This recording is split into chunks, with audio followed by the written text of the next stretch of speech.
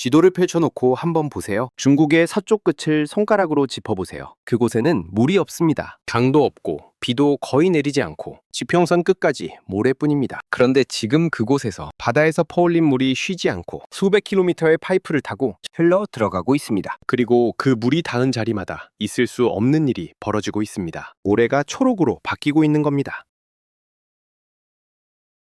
처음 이 이야기를 들었을 때 대부분의 사람들은 똑같은 반응을 보입니다. 말이 안 된다고요. 바닷물은 식물을 살리는 물이 아니라 죽이는 물이니까요. 소금기가 닿은 땅은 수십 년, 심하면 수백 년 동안 아무것도 자라지 않는 죽은 땅이 됩니다. 농부라면 누구나 아는 상식입니다. 그런데 중국의 기술자들은 바로 그 상식을 정면으로 뒤집었습니다. 그리고 그 결과는 미성사진으로도 확인될 만큼 명백합니다. 이 이야기를 제대로 이해하려면 먼저 중국이 왜 이런 무모해 보이는 선택을 할 수밖에 없었는지부터 알아야 합니다. 이건 단순한 기술 자랑이 아니라 벼랑 끝에서 나온 생존의 몸부림이었으니까요. 그리고 만약 여러분이 세상을 바꾸는 진짜 엔지니어링 이야기를 좋아하신다면 이 채널이 딱 맞는 곳입니다. 화려한 헤드라인 말고 실제로 어떻게 세상이 움직이는지를 파고드는 채널이거든요. 구독과 좋아요, 이 이야기를 끝까지 보시고 나면 왜 눌러야 하는지 아시게 될 겁니다. 중국의 북서부, 특히 신장과 간수성 일대는 오랫동안 조용히 무너지고 있었습니다. 문제의 시작은 단순했습니다. 사람은 늘어나는데 물은 늘어나지 않았다는 것. 이 지역의 도시들은 지하수에 의존해 성장해왔습니다. 수천 년에 걸쳐 땅속 깊은 곳에 쌓여온 물, 한 번 쓰면 사람의 생애 안에는 다시 채워지지 않는 그 물을 뽑아쓰며 버텨온 겁니다. 그런데 그 지하수마저 바닥을 드러내기 시작하자 상황은 걷잡을 수 없이 나빠졌습니다. 농민들은 우물을 더 깊이 파야 했습니다. 어제는 40m에서 물이 나왔는데 오늘은 80m를 파도 마른 흙뿐인 날들이 반복됐습니다. 그리고 물이 사라진 자리를 채운 건 모래였습니다. 타클라막한 사막과 그 주변의 건조지대는 해마다 조금씩 그러나 분명하게 남쪽과 동쪽으로 영역을 넓혀갔습니다. 위성 관측 자료를 보면 소름이 돋을 정도입니다. 1980년대 지도에 선명하게 표시돼 있던 마을들이 2000년대 사진에서는 흔적조차 찾을 수 없이 모래에 파묻혀 있었습니다. 봄이 되면 이 지역에서 시작된 항사가 수천 킬로미터를 날아가 베이징은 물론이고 때로는 한반도와 일본 열도까지 뒤덮었습니다. 하늘이 누렇게 물드는 날이면 학교는 모두 휴교했고 공항은 완전히 마비됐고 사람들은 마스크 없이는 외출조차 할 수 없었습니다. 이건 더 이상 한 지역만의 문제가 아니었습니다. 사막이 이제는 국경을 넘어 날씨 자체를 바꾸고 있었던 겁니다. 가장 무서운 건 속도였습니다. 연구자들이 수십 년치 위성 자료를 분석한 결과 사막이 잠식하는 면적은 매년 줄어드는 게 아니라 점점 더 늘어나고 있었습니다. 마치 사막이 땅을 삼킬수록 더 강해지는 것처럼요. 정부 안에서도 이대로 가다간 손 쓸 수 없는 지점을 넘어설 거라는 경고가 나오기 시작했습니다.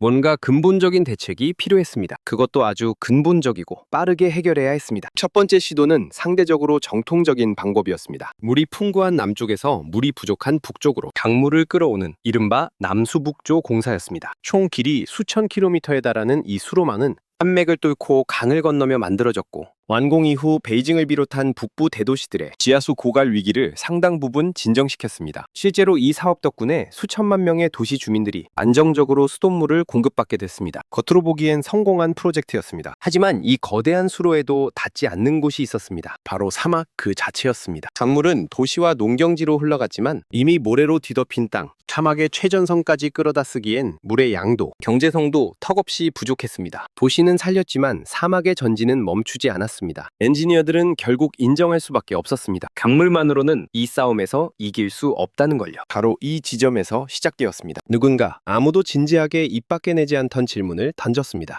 민물이 부족하다면 왜 절대 마르지 않는 바다를 쓰지 않는가? 이 발상은 처음엔 조롱에 가까운 반응을 받았습니다. 소금물을 사막에 붓는 건 상식적으로 자살 행위였으니까요. 하지만 핵심은 바닷물을 그대로 뿌리는 게 아니라 옮기는 과정 자체를 이용해 소금을 걸러내는 데 있었습니다. 이론은 간단해 보였지만 실행은 전혀 그렇지 않았습니다. 바닷물은 민물보다 무겁고 개관을 타고 수백 킬로미터를 이동하는 동안 어마어마한 압력과 마찰열을 만들어냅니다. 게다가 소금기는 일반 강철 파이프를 몇 년 안에 부식시켜 구멍을 낼 만큼 부식성이 강합니다. 여기에 갑작스러운 밸브 차단이 일으키는 이른바 수격 현상까지 더해지면 자칫 수백 킬로미터짜리 배관 전체가 한순간에 파열될 위험도 있었습니다. 이걸 해결하기 위해 중국의 기술진은 완전히 새로운 부식 방지 코팅제를 개발했고 수백 킬로미터에 걸쳐 끝없이 이어지는 배관은 컴퓨터로 통제되는 가압장을 촘촘히 배치해 물의 흐름을 마치 심장 박동처럼 부드럽게 조절하도록 설계했습니다. 배관 곳곳에는 미세한 균열도 감지할 수 있는 센서를 심어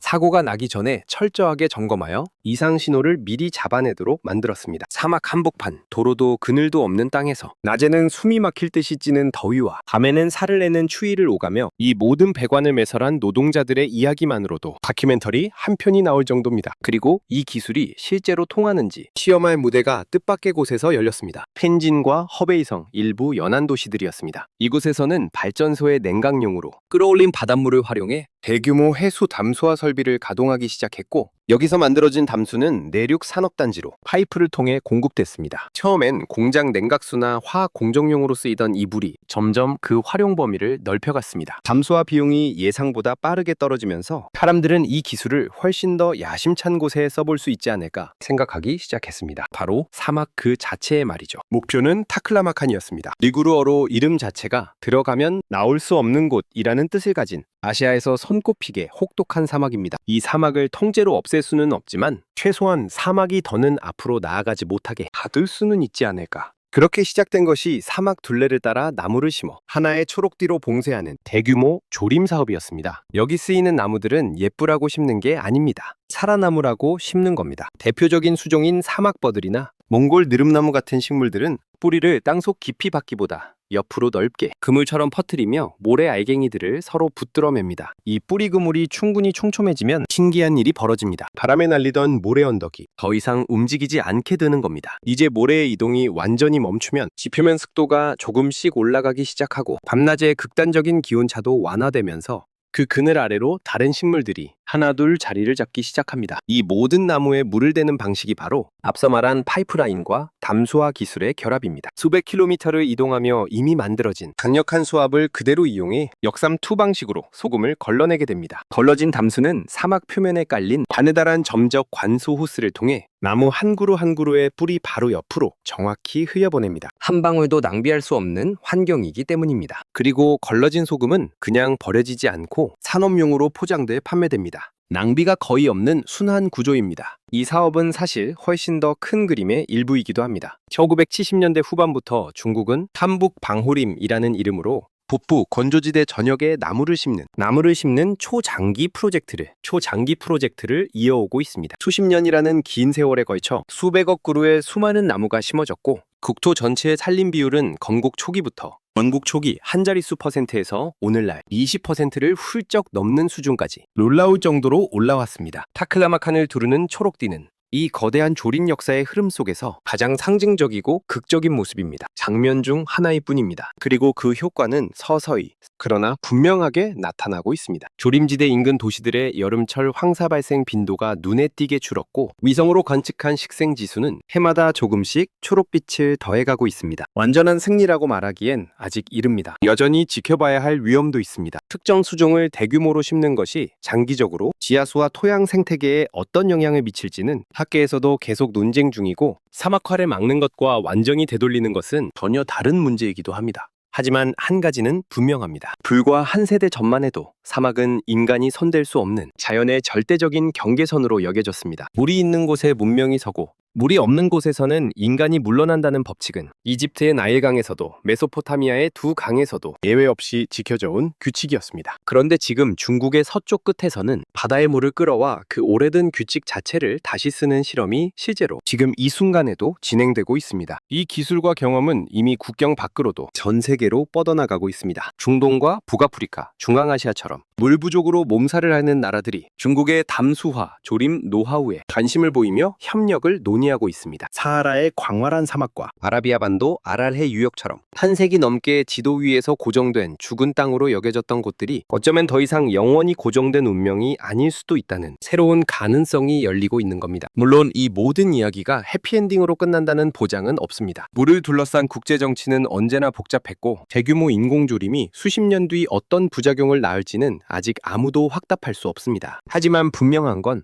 한 세대 전이라면 상상조차 할 수 없었던 일이 지금 타클라마칸의 모래 언덕 아래에서 실제로 벌어지고 있다는 사실입니다. 뿌리가 모래를 붙잡고 파이프가 바다를 사막으로 실어 나르는 지금 바로 이 순간에도 말이죠. 수천 년 동안 인간은 자연이 정해준 물의 위치를 따라 살아왔습니다. 그런데 지금 그 오래된 약속이 조금씩 다시 쓰이고 있습니다. 지도 위의 사막이 앞으로도 영원히 사막으로 남을지 아니면 다음 세대가 그 자리에서 전혀 다른 풍경을 마주하게 될지 그건 이제 자연이 아니라 우리가 무엇을 선택하느냐에 달려있는지도 모릅니다. 여러분이라면 지구상의 어떤 사막을 가장 먼저 초록으로 되돌리고 싶으신가요? 댓글로 이야기해주세요.